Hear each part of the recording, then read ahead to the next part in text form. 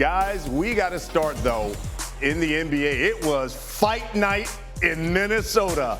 Ant-Man, T-Wolves taking on the Pistons, who are 5th in the East. We pick up the second quarter. Dante DiVincenzo drives. Now, look, he's called for the charge. Isaiah Stewart shoves DiVincenzo. So Isaiah Stewart gets called for the technical. This is where it starts. Yeah, Rudy Gobert. Yeah, a little something. Headlock. Rudy no better. Next play, Nas Reed drives. Now look, he's fouled by Ron Holland. Reed doesn't like it. DiVincenzo back again involved. Isaiah Stewart comes in, and here we go. Here we go. Marcus Sasser throws a couple of shoves. They go into the front row. A lot of shoving. 5 players ejected 2 coaches in this thing, Perk. I mean, hey, look, I actually love it. I'm tired of the jersey swaps, you know what I mean? I actually like the beef. Let's make some hamburgers, damn it. We getting close to the postseason. What do you think, Bart? Listen, man, Detroit has been stepped on long enough. Whenever we've won titles, we don't take a back step to nobody. You ain't about that life. We know Rudy ain't about that life. The last Detroit dude he ran up to put him in a headlock. Gave him a nuggy noogie. Well, Ant-Man said the fight got them energized, and he came out balling here in the third. He pulls up, knocks down this 3. He had 20 points alone in the third quarter, and then they pulled away. Julius Randle scoring there. Edwards at 25 points, Randle 26. Let's take a listen after the game. It was bound to happen. It just felt like it was coming. And, you know, you just been in enough basketball games to kind of feel this coming. Is unfortunate. You know, they hit you, they hold you, all the stuff that, you know, you want your physical teams to do. But I just thought, you know, it had got to a point where, you know, players were going to take matters into their own hands. And you don't ever want that. You know, you regret, obviously, where all of it took place. That's not something you ever want to see happen. But, again, I thought our guys stood their ground and defended each other and had each other's back. And those are non-negotiables in our locker room. And I thought our guys did that tonight. Coach Bickerstaff was one of the guys who got ejected here. You said you liked this, and this has been coming on for Detroit. Coach Bickerstaff said, hey, my team is going to play physical. And they've kind of tried to take on this bad boy image as of late. But your reaction to what you saw last night? I mean, look, I don't mind it. I mean, I think it was a clean, hard foul, you know, guys getting into each other's face. But here's the thing, BC. This is who the Detroit Pistons, this is who they are. This is about, what, the 5th, 6th time this season that we didn't see that they didn't have some type of altercation.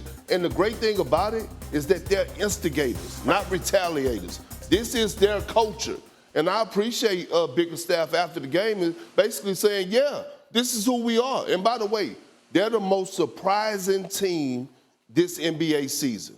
Nobody thought they was dead bird, tall grass last year. All of a sudden, you're watching this team not only win games, but we're watching this team also develop a culture for the long haul with a rising young superstar leading the charge in Cade Cunningham, who, by the way, didn't play last night. But, again, I love the direction this Detroit Pistons team is going in. Bobby, what is your take from it? Because I think you want guys to care. And obviously you see that, but you certainly don't want something like this spilling out into the crowd.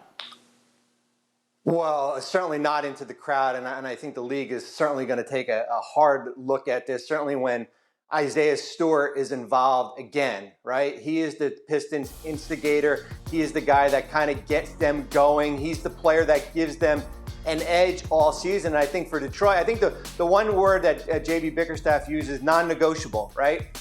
If their guys get pushed around, they're going to push back again. But now it's a matter of we're late in the season here. Detroit's jockeying for position. So is Minnesota.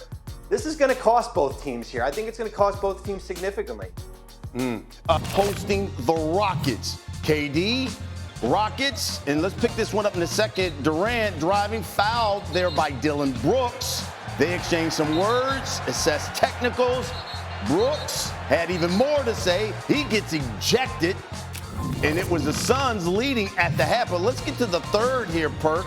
Durant drives, goes down, turned that ankle bad. Couldn't hardly put weight on it. Had to be helped to the locker room. Would not return. And I hated BC. Individually, Kevin Durant has been balling. individual. Not the Suns, but KD. Well, here we go. Rockets up by 35 at this one point. And look, Green had 33. Rockets win 148 to 109. You take a look at here. Houston maintains a 2-game lead over the Nuggets for that 2 seed. Timberwolves, they're trying to claw their way into one of those top 6 seeds. They're outside the playoffs. You want to talk about that is the Suns. They are 1.5 games behind the Kings for the last play-in spot.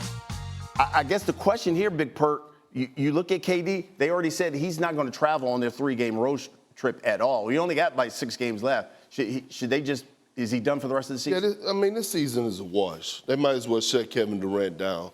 Outside of, the Philadelphia 76ers, the Suns are the biggest disappointment, second biggest disappointment in the NBA, and there's no reason to bring KD back. You could just tell, man, the energy is off, the spirit is off.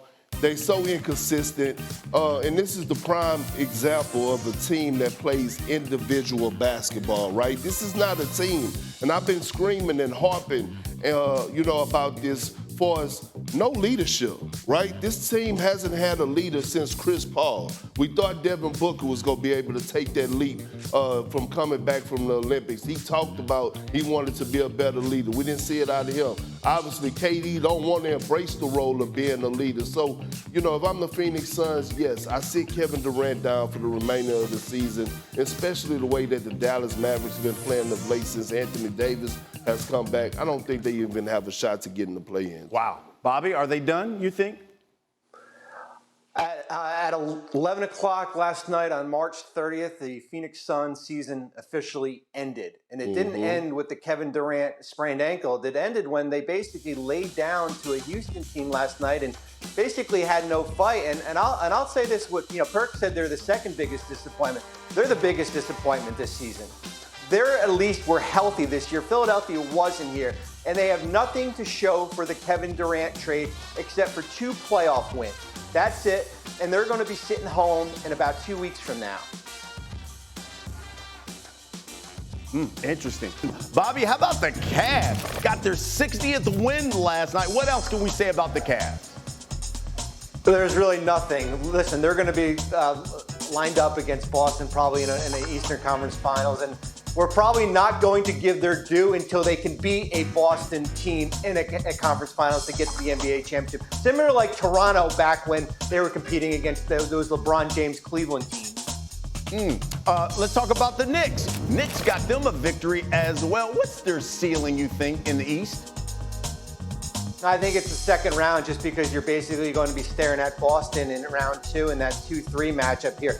I think there is some silver lining to the Jalen Brunson injury. I think we've identified certainly OG Anunoby as their 3rd best player, and they've given him enough scoring from Anunoby and Bridges down the stretch here. How about the Golden State Warriors? I mean, they just crushed the Spurs last night, and all of a sudden now with Steph back, it seems like now when Steph and Jimmy Butler play, they are unbeatable here. What's their ceiling, you think, in the West?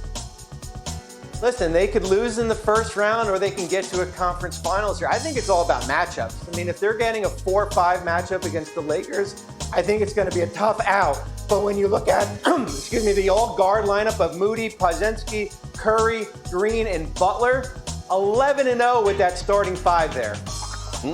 I want you to take a look at something, Bobby, here, because the Warriors barely out of the play-in tournament. They're holding a half-game lead over the T-Wolves. Now, the Lakers have lost 4 of their last 6. They're only 2.5 games clear of the play-in themselves. Don't forget, L.A. plays the Rockets tonight, and overall have 4 games left against Houston and OKC. Okay, so Perk joins me here. Give me your thoughts on this matchup. Lakers-Rockets tonight. I love it for the Lakers.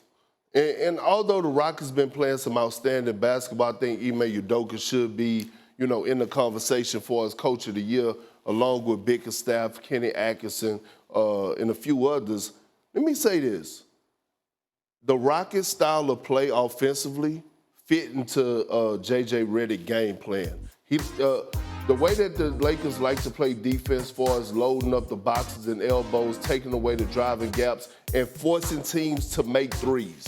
The Rockets are 25th 25th in the league for his made three-point shots. And that's not going to cut it against the Lakers. And when you think about the IQ on the floor, LeBron James and Luka against that young Rockets team tonight, I got the Lakers winning this game. Bobby, give me your thoughts on it. I think the Rockets are the second best team in the Western Conference, right behind Oklahoma City. I think they've done enough this year from a consistency standpoint. They're 15-5 since the All-Star break. They're the best offensive rebounding team in the NBA. And I agree with Perk as far as the ability to make shots. I think Jalen Green is the wild card.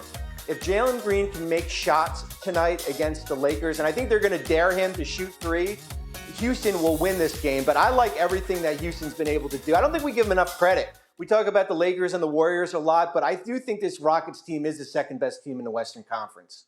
You know what my grandma used to say? Come on. When somebody have a hard head, God bless his heart. He don't know no better. You don't know no better? He don't know no better, baby. Listen, Bobby, here's the thing, right? Listen, the Rockets, great regular season right now. But we know, you know this, Bobby, that scouting report goes from one sheet of paper to a textbook in the postseason. That's how deep and detailed the scouting report. The shoot-arounds go from 1 hour to 2 hours, right? And so when I bring that up, they have to go through it, right? Yes, you have Fred VanVleet, who's a champion. He done been through it, right? You have Dylan Brooks that been through a couple playoff series. But outside of that, Tari Eason, Jalen Green, Şengün, Amen Thompson, they got to go through that, right? They got to go through those playoffs and prove it to me that they could go through it when they're in that type of scouting report. And again, you look at a guy like Alfred Şengün, who I call him Baby Jokic. Mm-hmm. And people say, oh, he will be a matchup problem for the Lakers. I say otherwise. I thought that when the New York Knicks played the Lakers, Karl Anthony Towns was going to have it his way. J.J. Redick stopped that. I thought the same thing when they played the Denver Nuggets. All of a sudden, Jokic had his worst game of the season against the Los Angeles Lakers. J.J. Redick game plan when it comes to taking away bigs and pay points is really, really good. Oh, if you listen, we got a lot more talking about the Lakers here in the show. By the way, ESPN got an NBA doubleheader coming your way on Wednesday. Donovan Mitchell, Cavs host Cat and the Knicks. That's at 7 Eastern. Then you got SGA, the Thunder hosting the Pistons.